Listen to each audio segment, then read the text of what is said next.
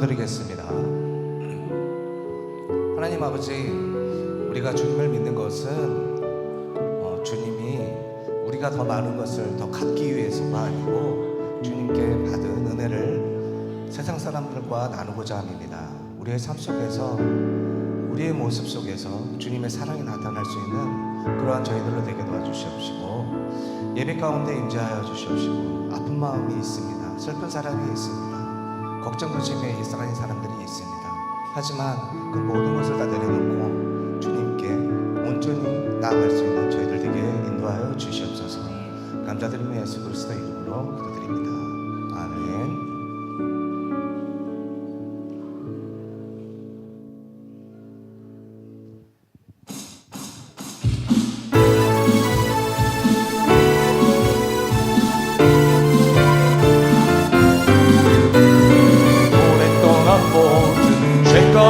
빠져 더럽기가 하려 없던 우리를 아무 공로 없이 구원함을 얻어 하나님의 자녀 지금 되었네. 주의 그 사랑 한량없도다 찬송할지어다 예수의 공로. 주의 그 사랑 한량없도다 찬송할지어다 예수의 오랫동안 모든 죄 가운데 빠져 더럽기가 하려 없던 우리를 아무 공로 없이 구원함을 얻어 하나님의 자녀 지금 되었네. 주의 그 사랑 한량없도다 찬송할지어다 예수의 공로. 주의 그 사랑 한량없도다 찬송할지어다 예수의 공로. 주의 보혈로서 정결하게 씻겨 죄악에서 떠나 몸이 되었고 세상 근심 구름 한 곳 없어지니 하나님의 빛이 영원없도다. 주의 그 사랑 주의 그 사랑 한량없도다 찬송할지어다 예수의 공로. 주의 그 사랑 한량없도다 찬송할지어다 예수의 공로. 죄의 깊은 창과 온 세상의 꿈을 어서 깨어나와 나의 주여. 은혜 받은 날과 구원 얻을 때가 지금 온 세상에 선포되었네.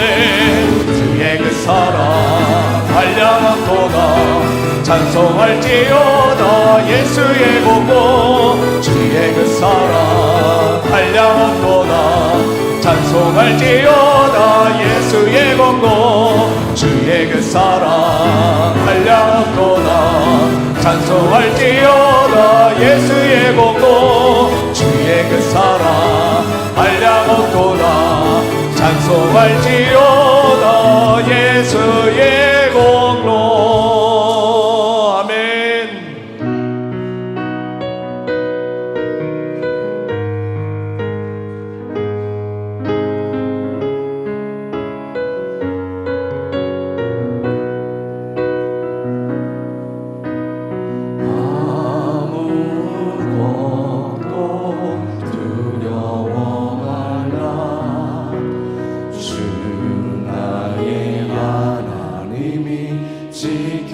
지켜주시네.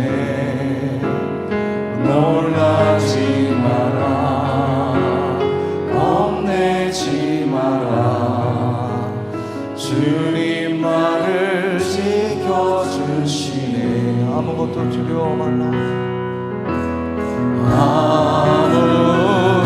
아무것도 두려워 말라. 주 나의 하나님이 지켜주시네. 놀라지 마라 겁내지 마라 주님 나를 지켜주시네. 내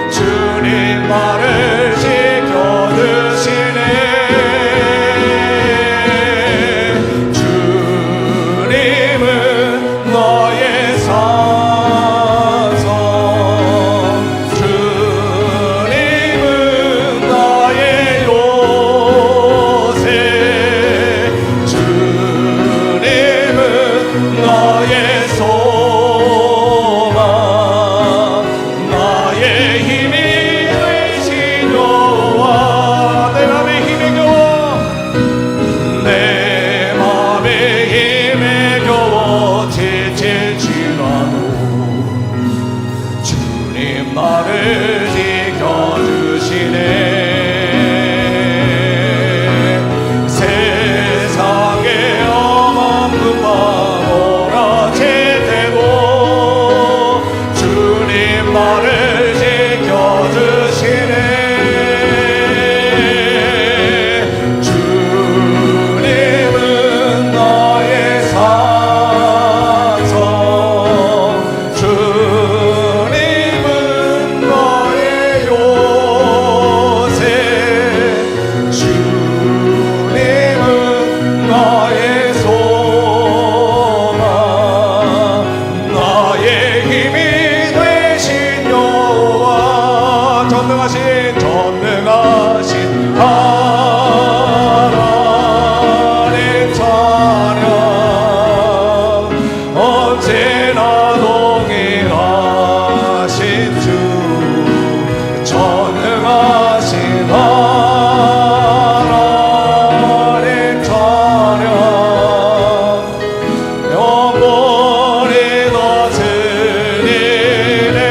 사랑하는 나의 아버지, 사랑하는 나의 아버지, 이름 높여드립니다. 이름 높여드립니다.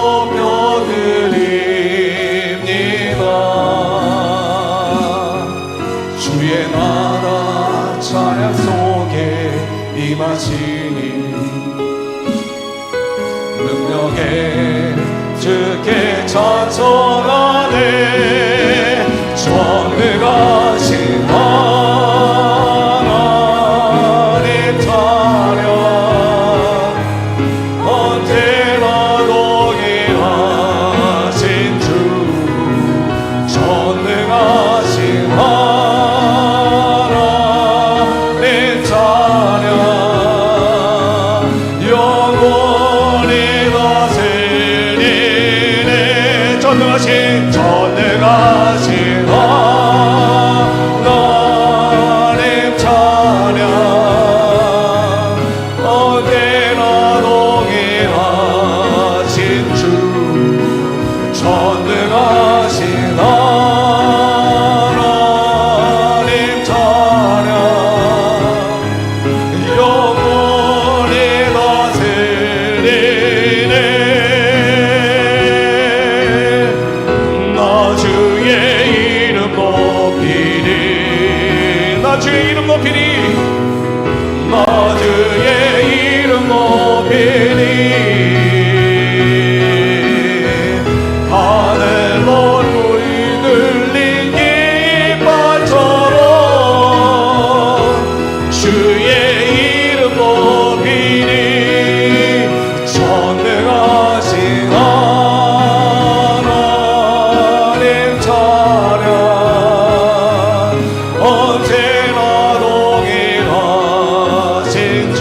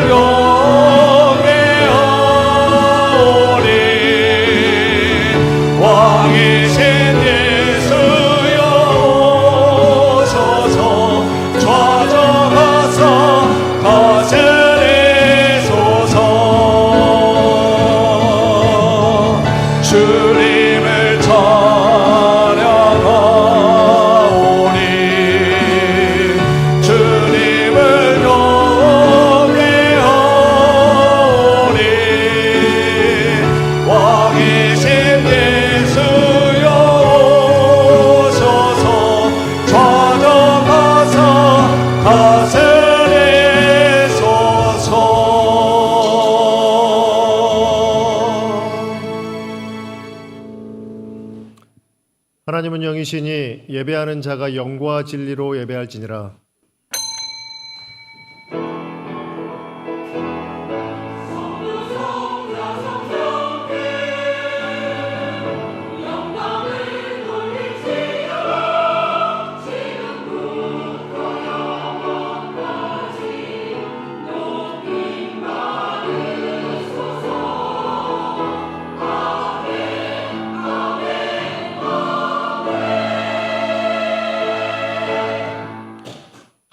예수께서 자기를 믿은 유대인들에게 이르시되 너희가 내 말에 거하면 참으로 내 제자가 되고 진리를 알지니 진리가 너희를 자유롭게 하리라.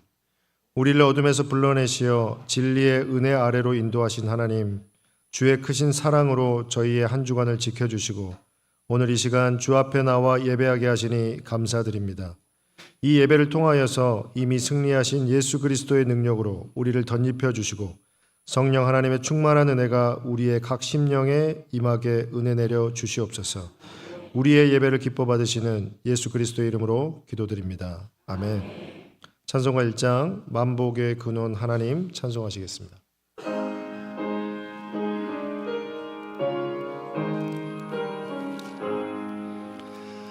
만복의 근원 하나님 온 백성 찬송 드리고 저 천사여 찬송하세 찬송 성부 성자 성령 아멘. 성시교독 73번 이사야 65장입니다. 보라 내가 새 하늘과 새 땅을 창조하나니 너희는 내가 창조하는 것으로 말미암아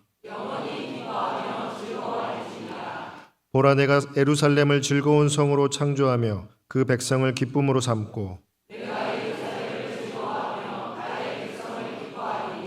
우는 소리와 부르짖는 소리가 그 가운데에서 다시는 들리지 아니할 것이며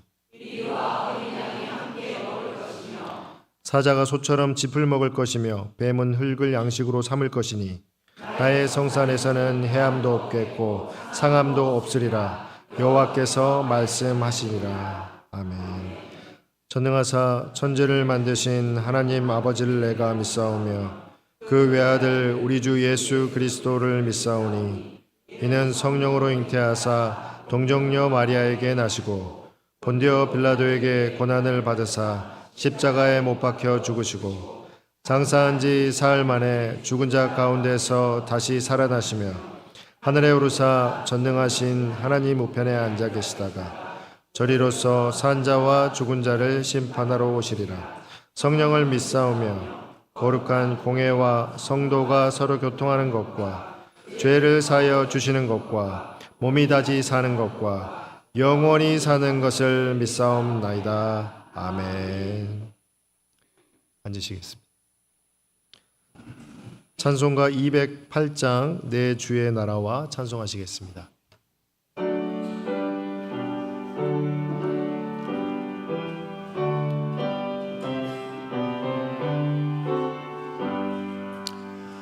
내 주의 나라와 주 계신 성전과 피 흘려 사신 교회를 늘 사랑합니다. 내 주의 교회는 천성과 같아서 눈동자같이 아끼 늘 보호하시네. 이 교회 위하여 눈물과 기도로 내 죽기까지 늘 봉사합니다. 성도의 교제와 교회의 위로와 구주와 맺은 언약 늘 기뻐합니다. 하늘의 영광과 베푸신 은혜가 진리와 함께 영원히 시온에 넘치네. 아멘.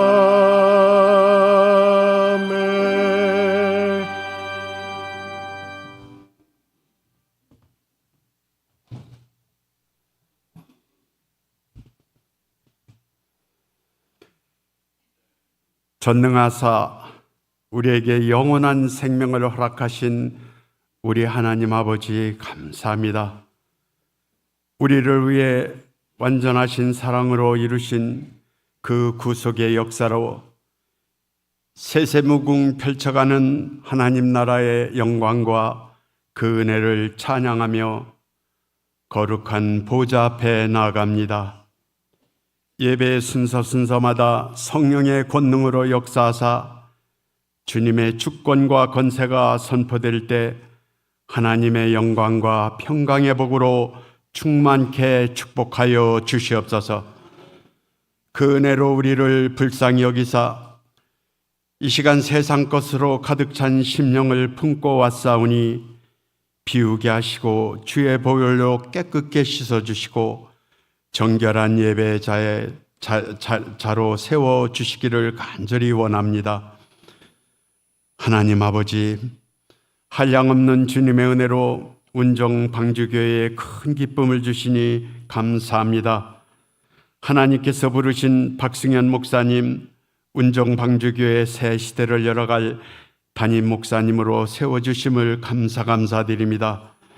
교회와 모든 성도들이 기대하는 소망은 우리 목사님 앞으로의 사역에 말씀과 기도의 영성이 충만하고 하나님이 주시는 지혜와 능력으로 교회가 견고하게 세워가며 곳곳에 무너진 지체가 회복되기를 간절히 원하오니 막혔던 전도의 문이 열리고 교회 아버지 하나님 이곳저곳 무너졌던 그 모든 것이 다시 회복되어서 큰 부흥의 노래가 어두운 과거의 시간을 덮게 하여 주시고 성도들의 깊은 상처가 회복되는 거룩한 교회로 세워 주시옵소서. 갈 길이 아버지 하나님 멀지만은 앞에 놓인 많은 해결할 문제들, 감당할 사역들에게 우리 목사님 마음에 부담 갖지 않게 하여 주시고 오직 하나님께 모든 것을 의지하며 하나님께 의탁하며 하나님의 인도함을 받고 지혜롭게 헤쳐나갈 수 있도록 하나님 역사하여 주시옵소서. 이 시간은 주일의 첫 시간입니다. 단에 서신 목사님 말씀을 선포합니다. 능력으로 붙잡아 주시고 드러난 하나님 나라의 비밀이란 제목으로 말씀 전하실 때 우리 가운데 들려오게 하여 주시옵소서.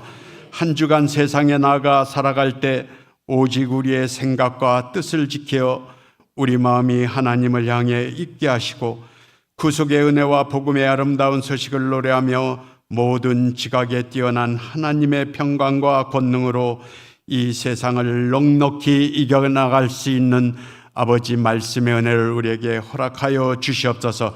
우리의 육체를 강건하게 붙들어 주시고 육체의 연약한 곳 치유의 기적으로 깨끗게 치료하여 주시옵소서. 시온 찬양대가 영광의 찬양을 드립니다. 지금도 찾고 계시는 주의 사명자 그 한 사람을 우리의 신앙으로 고백하오니 이 고백이 우리 모두의 교복이 되게 하여 주시고 이 찬양이 하늘의 문을 여는 영광의 찬양으로 상달될 수 있도록 축복하여 주시옵소서. 우리를 죄에서 구하시고 우리에게 영원한 생명을 주신 우리 주 예수 그리스도의 이름으로 감사하며 기도하옵나이다. 아멘.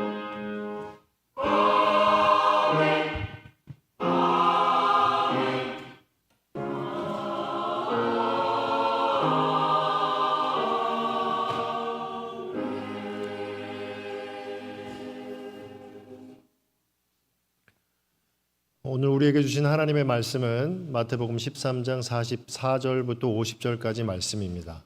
신약 23면에 기록되어 있습니다. 제가 봉독하도록 하겠습니다.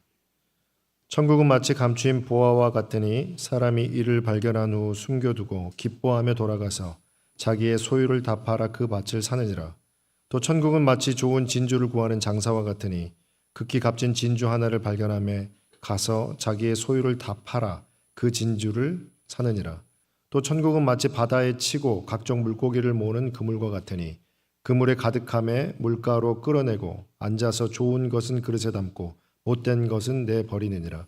세상 끝에도 이러하리라. 천사들이 와서 의인 중에 악인을 갈아내어 풀무불에 던져 넣으리니 거기서 울며 이를 갈리라. 아멘.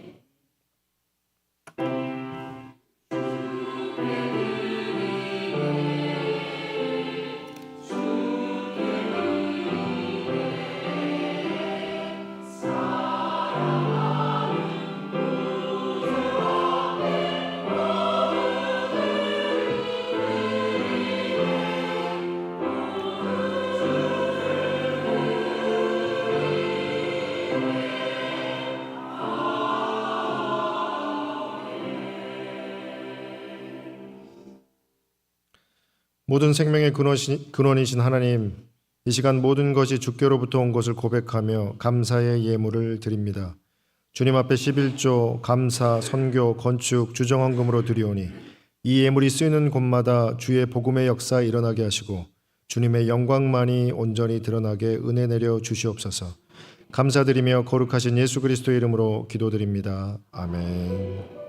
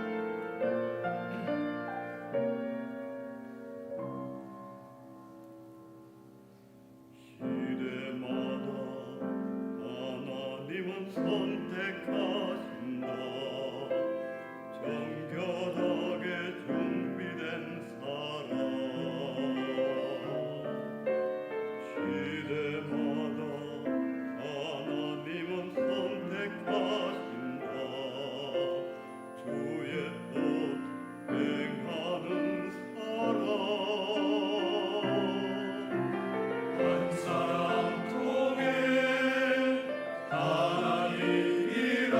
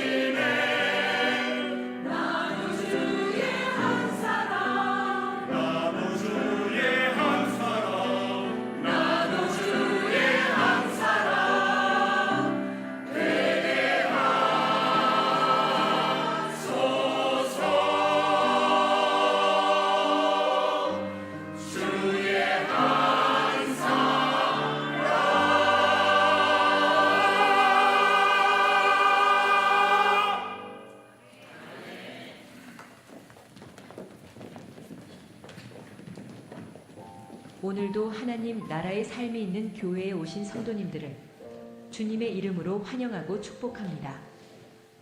등록하시거나 방문하신 분은 등록, 방문 카드를 작성하셔서 제출해 주시면 감사하겠습니다. 11월 둘째 주 운정방 주교회 소식을 전해드립니다. 금일 수험생을 위한 기도가 2부 예배 후 4층 목양실에서 있습니다. 수험생 및 부모님들은 참석해 주시기 바랍니다. 금주 13일 목요일은 수능일입니다. 수험생을 위해 함께 기도해 주시기 바랍니다.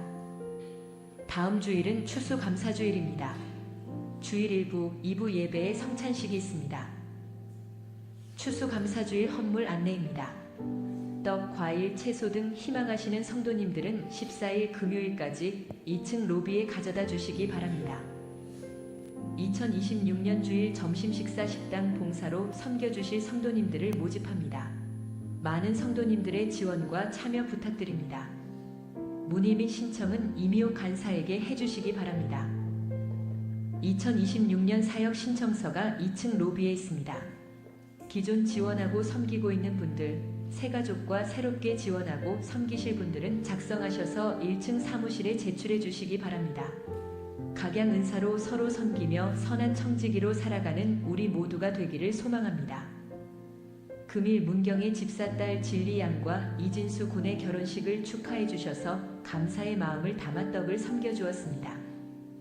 금일 유초등부 담당 교육자로 권구성 전도사가 부임합니다. 캄보디아에서 온 선교 편지입니다.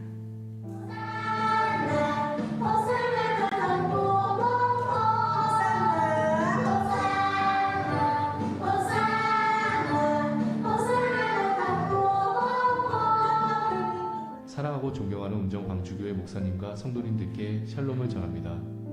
하나님의 뜻과 계획 가운데 우리를 인도하시는 주님께서 운정방주교회와의 귀한 인연을 통해 주님의 사역에 동행하게 하시니 참으로 은혜입니다.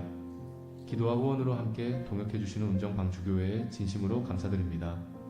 성도 편지를 보내드리오니 함께 기도해 주시기를 부탁드립니다. 저희 가정도 한국교회와 운정방주교회를 위해서 기도하겠습니다. 감사합니다. 예배와 사역을 위해, 다음 세대와 수험생을 위해, 환우를 위해 계속 기도해 주시기 바랍니다. 오늘도 하나님 앞에서 마음과 뜻과 힘을 다해 예배드리는 성도님들 되시길 소망합니다.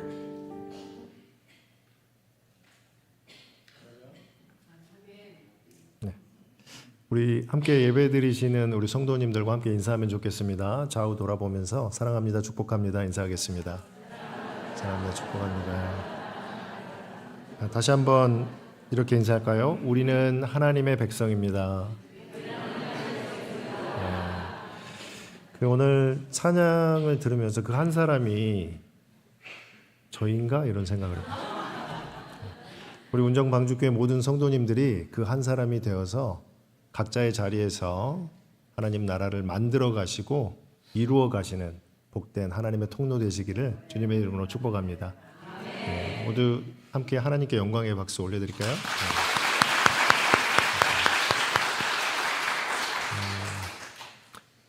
그 예전에 시각장애인 성도의 집에 이렇게 신방을 갔었습니다. 이렇게 예배드리고 다과를 나누고 그 성도님이 했던 말이 잊혀지지가 않습니다. 목사님, 우리는 불량품이잖아요. 이렇게 말씀을 하셨는데 굉장히 마음이 무거웠습니다. 본인이 살아온 인생의 시간, 스스로 그리고 주위 여러 가지 느낀 것으로 그렇게 생각을 했던 것 같습니다. 저와 여러분은 어떨까요? 우리가 만약에 시각장애인 그리고 다른 여러 가지 장애를 얻었다면 우리도 마음을, 가슴을 활짝 펴고 당당하게 살아갈 수 있었을까요? 우리는 질문하게 됩니다. 우리가 그것만이 아니더라도 우리가 문을 열고 집을 나가기만 하면 우리를 움츠러들게 하는 것이 많이 있습니다.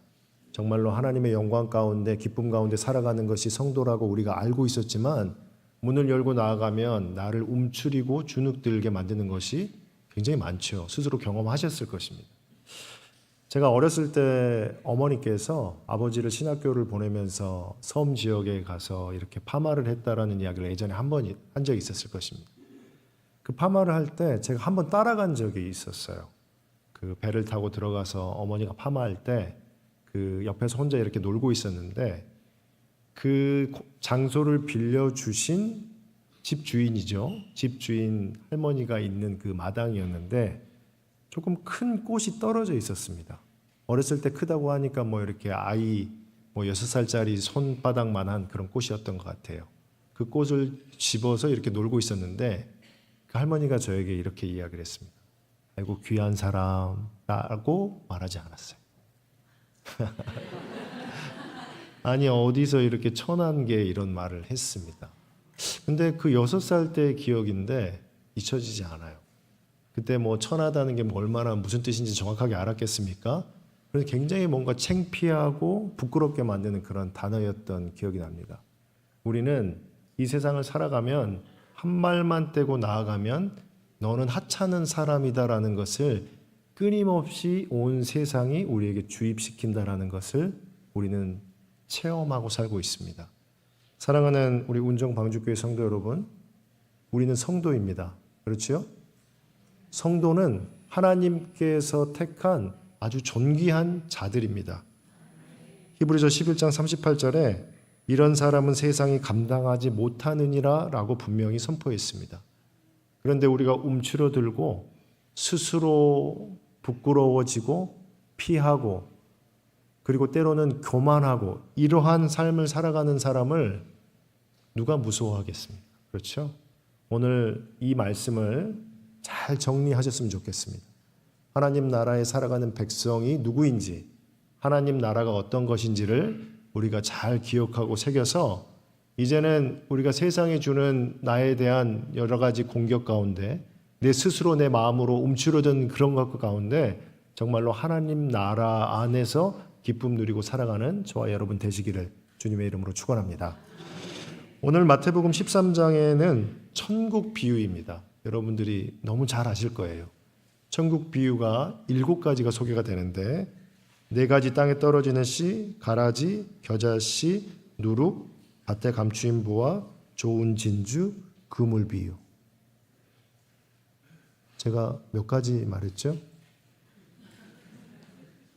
몇 가지 말했죠? 7가지 다 말했습니까? 네, 7가지예요. 7가지의 천국 비유를 말하고 있습니다. 제가 봉독했던 그 구절은 제일 마지막 3개를 읽었는데 이 천국 비유를 말하면서 여러분들도 많이 읽어보고 묵상을 해봐서 아시겠지만 어렵지 않습니다. 그렇죠? 읽어보면 너무나 쉬운 표현입니다. 아까 읽었던 것도 밭에 감추인 것과 같다. 감추인 보화, 진주와 같다. 이걸 누가 이해를 못하겠습니까? 그런데 예수께서는 귀 있는 자는 들으라 라고 계속 말하면서 그들이 이해하지 못하는 것에 대해서 한탄하고 있는 것을 성경에 기록하고 있습니다. 마태복음 13장을 읽어보면 너무나 쉬운 말 같은데 그냥 이야기처럼 잘 들리는데 사람들이 도무지 이해 못하는 것을 예수께서 한탄하고 있는 것이죠. 마태복음 13장 13절에 이렇게 기록되어 있는데 같이 한번 읽어보도록 하겠습니다.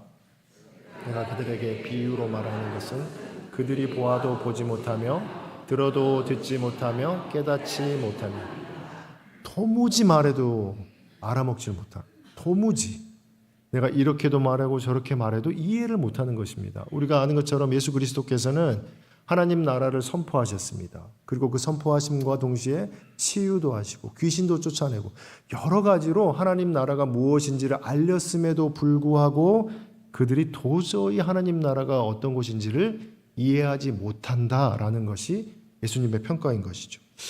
우리가 조금 그들을 이해하기 위해서 이게 비유여서 이해를 못하나 이렇게 생각해 볼 수가 있습니다. 비유. 약간 수수께끼 비슷하게 우리가 생각해 볼 수가 있는데 비유로 어떤 이야기를 하면 그 정답은 누가 할 수 있을까요? 비유를 말한 사람만 할 수가 있죠. 수수께끼도 그렇지 않습니까? 수수께끼를 내면 그 수수께끼를 말한 사람은 정답을 알고 있지만 듣는 사람은 여러 가지 상상은 하지만 정답을 알 수가 없어요. 사사기 14장 14절 말씀 읽어보겠습니다. 삼손이 그들에게 이르되 먹는 자에게는 먹는 것이 나오고 강한 자에게서 강한 것이 나오고. 네, 삼손이 수수께끼를 냈는데 이걸 맞힐 수가 없었습니다. 우리가 그 배경 이야기를 알고 있으면 다 쉽게 맞힐 수 있는 이야기죠. 삼손이 사자를 죽였는데 돌아와 보니 그 사자에서 벌이 꿀을 만들어서 있는 모습입니다. 그렇기 때문에 정답은 무엇입니까? 먹는 자는 사자고 먹는 것은 꿀이고 강한 자는 사자고 단 것은 꿀이고 이렇게 되는 것이죠. 이건 문제를 아는 사람은 쉽지만 이 상황을 모르는 사람에게는 이 문제를 내면 어떻게 맞힐 수가 있겠습니까? 그렇죠? 비유가 그렇기 때문에 사람들이 이해를 못하나라고 생각해 볼 수가 있습니다. 그런데 우리가 아는 것처럼 예수 그리스도는 끊임없이 반복해서 여러 가지 방법으로 하나님 나라는 이런 거야 라고 말하고 있다는 것에 주목해야 됩니다. 사랑하는 우리 운정방주교회 성도 여러분 하나님 나라를 잘 이해하고 계십니까? 그 안에서 살아가고 계십니까? 하나님 나라 안에서 살아간다는 것은 제가 처음에 이야기했던 것처럼 문을 열고 나아갈 때 세상은 끊임없이 나를 연약한 자라고 하찮은 자라고 필요 없는 자라고 죽어도 된다고 여러 가지로 공격할 때 우리 주님과 동행함이 기쁨입니다라고 고백할 수 있는 모습입니다. 그러한 삶을 살아가고 계십니까? 유대인들은 이해를 못하는 이유가 분명히 있었습니다. 이해를 못하는 이유가 무엇이었냐면 성경 때문이었습니다. 그들이 예수 그리스도께서 하나님 나라에 대해서 분명하게 선포하고 있음에도 불구하고 그 하나님 나라의 말씀을 이해하지 못한 이유는 바로 성경 때문에 그들이 이해를 못하고 있었습니다. 다니엘서 2장 44절과 45절인데 함께 읽겠습니다. 이 여러 왕들의 시대에 하늘의 하나님이 한 나라를 세우시리니 이것은 영원히 망하지도 아니할 것이요 그 국권이 다른 백성에게로 돌아가지도 아니할 것이요 도리어 이 모든 나라를 쳐서 멸망시키시고 영원히 설 것이라. 손대지 아니한 돌이 산에서 나와서 새와 녹과 진흙과 은과 금을 부서뜨릴 것은 왕께서 보신 것은 크신 하나님이 장래일을 왕께 알게 하신 것이라. 이 꿈은 참되고 이 해석은 확실하니이다 하니. 다니엘이 이렇게 말을 했습니다. 하나님 나라가 임할 것이다. 다니엘의 예언이었습니다. 그리고 그것은 손대지 아니한 돌이 그들이 정확하게 이것이 어떤 의미인지는 몰랐지만 그것을 통하여서 이 땅의 모든 권세가 파해질 것이다 라고 성경에 분명히 기록되었고 이스라엘 백성들은 그거를 알고 있었던 것이죠. 우리가 아는 것처럼 느부갓네살이 꿈을 꿨습니다. 어떤 한 신상이 나왔는데 아는 것처럼 머리는 금이고 가슴과 팔은 은이고 배와 넓적다리는 노시고 종아리는 쇠고 발은 쇠와 흙으로 되어 있는 그 신상이었습니다. 꿈을 해석해 주니까 우리가 아는 것처럼 머리는 바벨론이고 가슴과 팔은 메대와 바사고 이런 나라들이 있는데 손대지 않은 돌이 와서 그거를 깨뜨려서 완전히 산산조각 냈다라는 해석인 것이죠. 그렇기 때문에 이스라엘 사람들은 하나님 나라는 임할 것이다 라고 믿었던 것입니다. 그리고 임한다면 어떻게 됩니까? 하나님 나라의 백성 이스라엘이 이 땅의 모든 강해 보이는 제국보다 가장 강한 하나님의 군대고 나라로 살아갈 것이다 라고 믿었던 것이죠.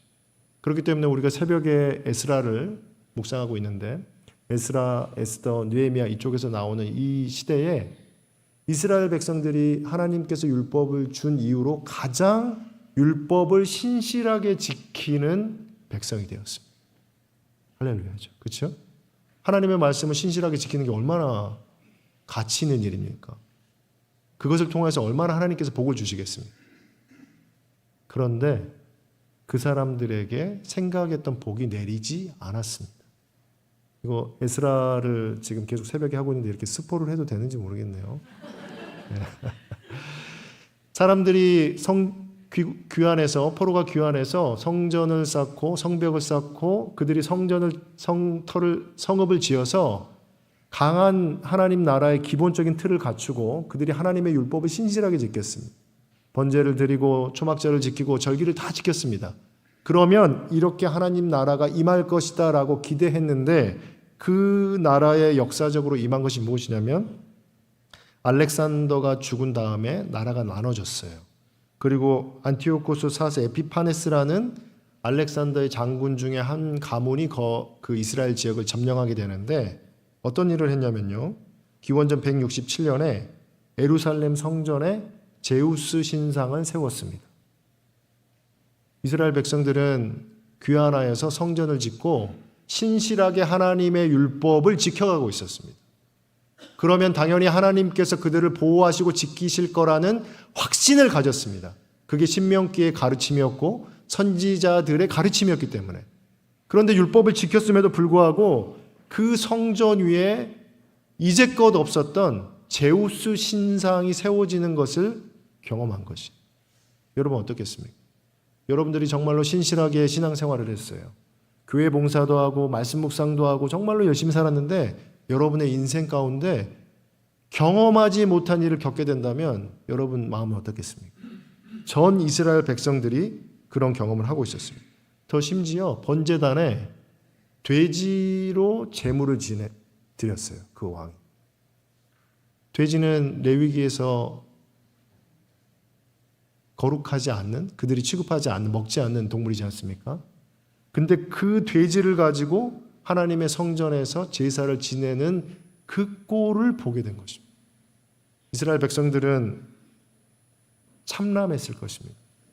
아무런 해결책을 찾지 못했을 것입니다. 그래서 그들이 하나 주목했던 말씀 구절이 있습니다. 다니엘 7장 13절과 14절인데 함께 읽어보도록 하겠습니다. 내가 또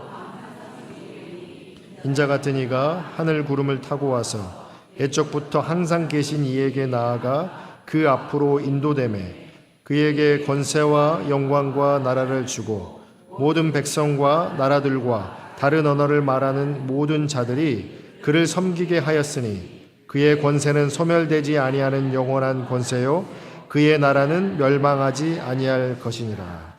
누가 등장합니까? 인자가 등장합니다. 인자. 우리가 복음서를 읽어봐서 알겠지만 예수 그리스도께서 본인을 어떻게 소개하죠? 인자라고 소개하지 않습니다. 이스라엘 백성들이 하나님의 율법을 신실하게 지켰습니다. 그리고 하나님 나라가 임재할 거라고 확신했습니다. 그런데 하나님의 나라가 임재하지 않고 이방 신이 하나님의 성전에 제물을 쌓고 제우스 신을 섬기는 것을 볼 수가 있습니다. 그들이 이제는 이게 아니라 인자를 기다리는 것이 우리의 사명이구나라는 생각을 하게 된 것이죠. 우리가 알겠지만 예수께서 그리스도로 공생애를 시작할 때 많은 사람들이 모여들었습니다. 왜일까요? 100년이 넘게 인자를 기다리고 있었습니다. 그들에게는 인자를 기다리고 그리스도를 기다리고 있었는데 드디어 목수의 아들인 예수가 그리스도다라고 하니까 사방천지에서 몰려든 거예요. 사방천지에서 몰려들었더니 그가 하나님 나라를 선포하고 병을 고치고 죽기를 하고 또 오병이의 기적과 이런 것을 하다 보니까 어떻겠습니까? 그리스도다라는 생각을 했던 것이죠. 그런데 믿을 수 없게 되는 계기가 생겼습니다. 그것이 무엇이냐면 앞에 보았던 것처럼 인자는 오셔서 무엇을 해야 되죠? 이 땅의 권세를 다 파해서 완전한 하나님 나라를 만들어 가야 되는데 예수님은 계속 그 이야기를 하면서 별로 힘이 없어 보이는 거예요. 군대도 모으지도 않고 또 강한 왕처럼 보이지도 않고 심지어 그들을 가장 힘들게 했던 것, 예수를 그리스도라고 믿을 수 없었던 것은 그들이 기다리던 인자는 사람이었습니다. 하나님께서 보낸 특별한 사람을 기다리고 있었습니다. 그런데 예수님께서 뭐라고 합니까? 나는 하나님의 아들이다. 나는 하나님과 함께 계셨다. 그렇기 때문에 믿을 수가 없는 것이죠. 우리가 바리새인과 서기관들에 대한 모습인데요. 마태복음 2장 4절부터 6절 말씀입니다. 같이 읽어보겠습니다. 제사장과 백성의 서기관들을 모아 그리스도가 어디에서 나겠느냐 물으니 이르되 유대 베들레헴이 오니 이는 선지자로 이렇게 기록된 바 또 유대 땅 6절 말씀도 읽겠습니다. 또 유대 땅 베들레헴아 너는 유대 고을 중에서 가장 작지도 아니하도다. 내게서 한 다스리는 자가 나와서 내 백성 이스라엘의 목자가 되리라 하였음이니라. 바리새인과 서기관들은 그리스도가 어디에 오는 것까지도 성경을 통해서 알고 있었습니다. 그런데 예수를 믿을 수가 없었던 것이죠. 그런데 바리새인과 서기관뿐만이 아니었습니다.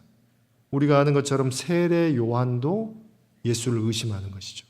그가 기다렸던 메시아의 모습이 아니었기 때문입니다. 마태복음 11장 2절과 3절 같이 읽겠습니다. 요한이 옥에서 그리스도께서 하신 일을 여짜오되 오실 그이가 당신이 오니까 우리가 다른 일을 기다리오리.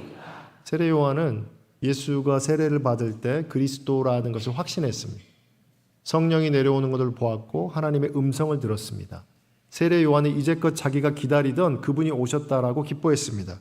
그런데 시간이 조금 지나니까 앞에 보았던 내용처럼 예수님이 그리스도가 아닌 것처럼 보이는 거예요. 세례 요한까지도. 그리고 그가 자꾸 하나님이라고 하는 거예요. 그러다 보니까 예수께 이런 질문을 하게 되는 것이죠. 당신이 그리스도 맞습니까? 이렇게 질문하는 거죠. 다른 분을 기다려야 할까요? 세례 요한이 그렇게 질문하고 있습니다. 세례 요한뿐만이 아니라 더욱 가관인 것은 제자들인데 마태복음 18장 1절 말씀 읽어보겠습니다. 그때의 제자들이 예수께 나와 이르되 천국에서는 누가 크니까? 바리새인과 서기관, 세례 요한, 제자들이 사실 별반 다를 게 없었습니다. 바리새인과 서기관은 그 하나님의 구약의 성경에 맞지 않았기 때문에 그들을 부정했고 예수를, 세례 요한은 그 모습 때문에 고민했고 제자들은 끊임없이 예수 그리스도께서 하나님 나라를 가르치고 이적을 베풀었음에도 불구하고 같이 동행했음에도 불구하고 여전히 그들의 관심은 하나님의 나라가 임재할 것인데 그것은 이 땅의 가장 위대한 제국이기에 그 안에서 내가 서열 몇 번째입니까? 라는 관심이었던 것입니다. 제자들의 관심, 바리새인과 서기관의 관심, 세례 요한의 관심이 다르지 않다라는 것을 알 수가 있습니다. 이유는 무엇입니까? 성경 말씀에서 그렇게 말합니다. 그러나 예수 그리스도는 비밀을 드러내셨습니다. 구약에서부터 감춰져 있는 이 비밀을 드러내심으로 하나님 나라가 어떠한 곳인지를 그들에게 분명히 알렸습니다. 두 가지로 나눠서 설명을 하는데 마태복음 12장 28절에 이렇게 말하고 있습니다. 같이 읽어보겠습니다. 그러나 내가 하나님의 성령을 힘입어 귀신을 쫓아내는 것이면 하나님의 나라가 이미 너희에게 임하였느니라. 무엇입니까? 이미 임하였다. 예수 그리스도께서 이 땅에 오셔서 이 사역을 하고 그것을 본다면 하나님 나라는 어떻다? 이미 임하였다. 이미 임한 하나님의 나라를 이 땅의 성도들이 살아가심을 믿으시길 바랍니다. 예수께서 오셔서 하나님의 나라는 이미 임하였습니다.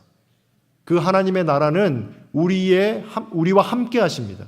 이스라엘 백성뿐만이 아니라 지금까지 그리스도를 만난 모든 사람들과 함께 있습니다. 이것이 이미 임한 하나님의 나라입니다.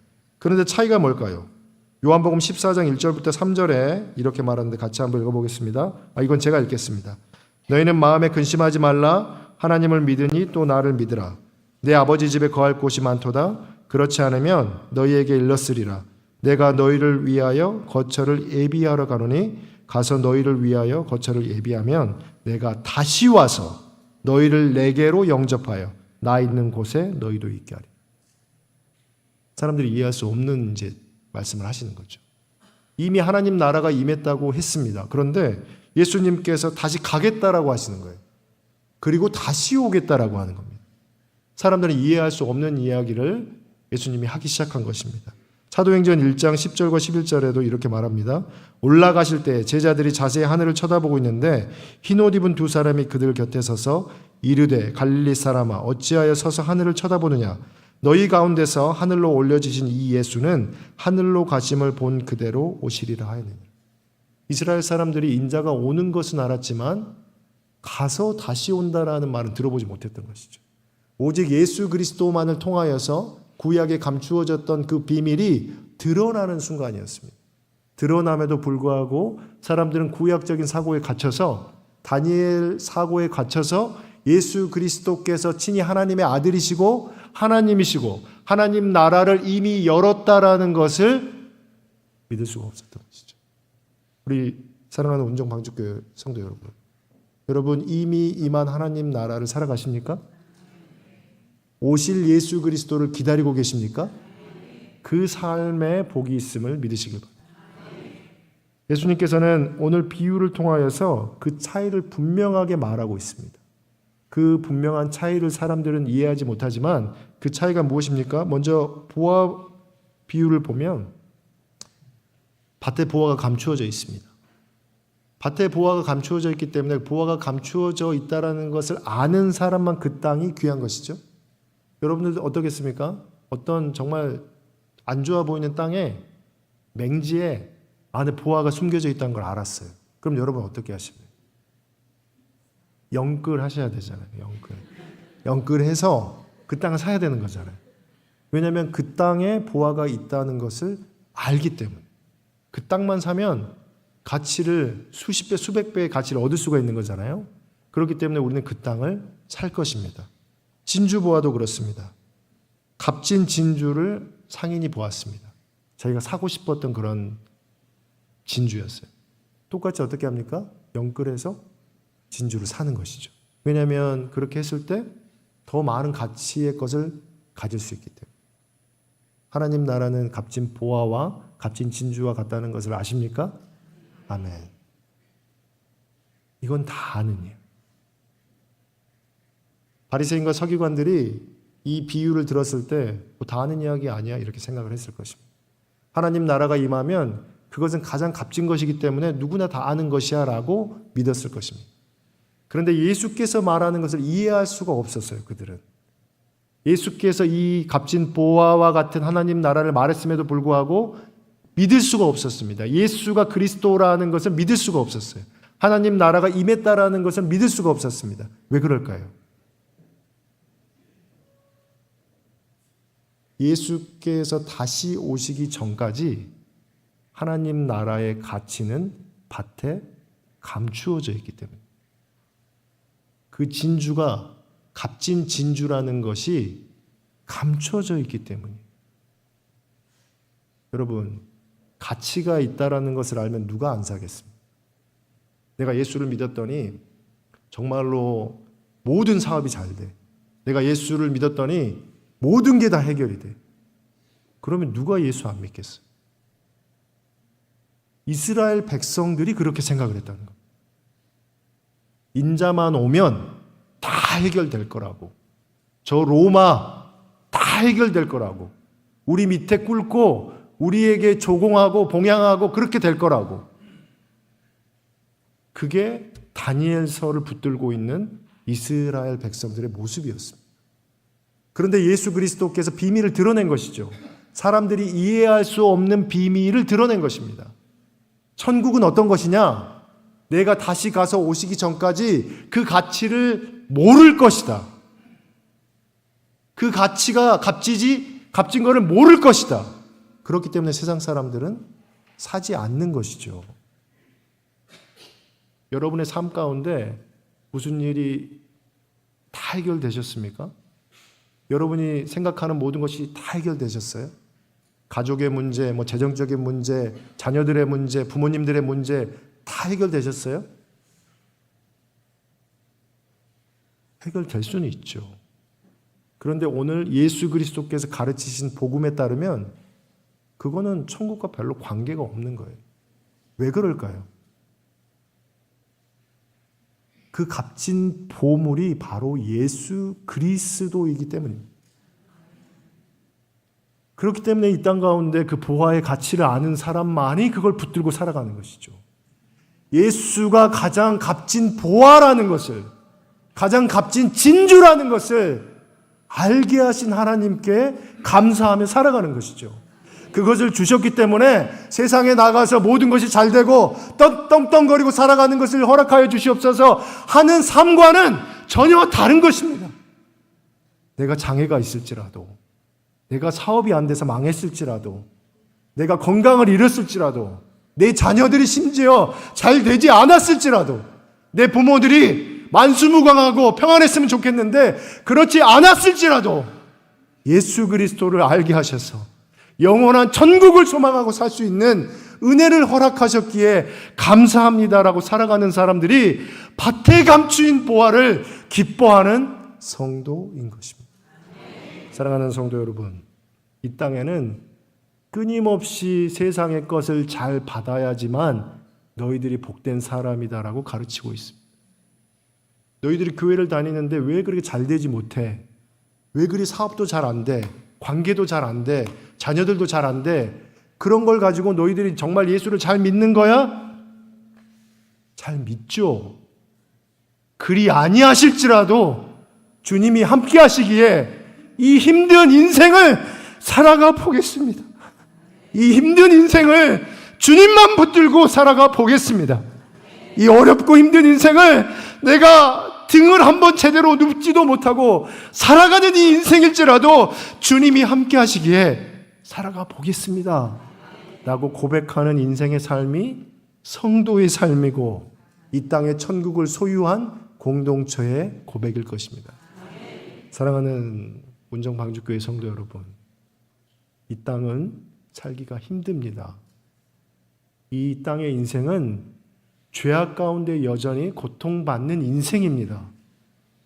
그 고통 가운데 우리가 웃을 수 있는 이유는 땅의 것을 보화로 쌓기 때문이 아니라 영원한 보화, 바꿀 수 없는 그 보화, 예수 그리스도를 우리가 소유했기 때문입니다. 그리스도와 동행하며 기쁨 가운데 살아가시는 귀한 성도 되시기를 주님의 이름으로 축원합니다. 우리 다 함께 일어나셔서 찬양하고 기도의 자리로 나아가겠습니다.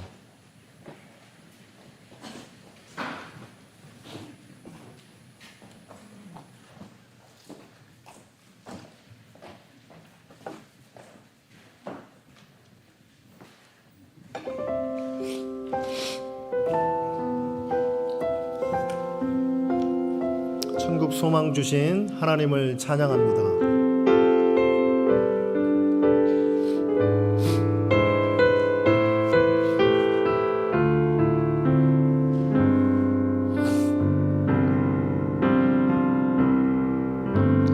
지금은 비록 땅을 벗하며 살지라도 내 영혼 저 하늘을 디디며 사네. 내 주님 계신 눈물 없는 곳, 저 하늘에 숨겨둔 내 소망인데. 보고픈 얼굴들 이름들 많이 생각나. 내 가슴 터지도록 기다려지는 곳, 내 아버지 넓은 품날 맞으시는 저 하늘에 사든 내 소망인데.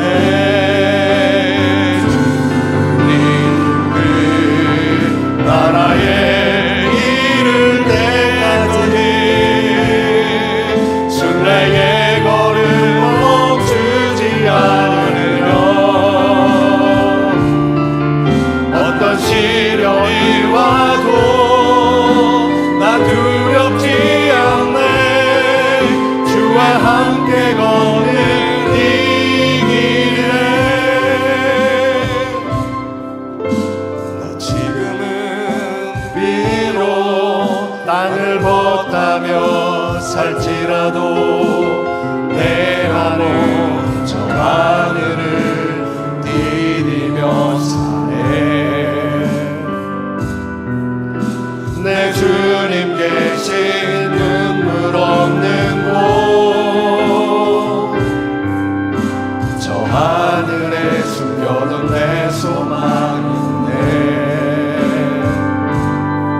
보고픈 얼굴들 이름들 많이 생각나. 때론 가슴 터지도록 기다려지는 곳, 내 아버지 넓은 날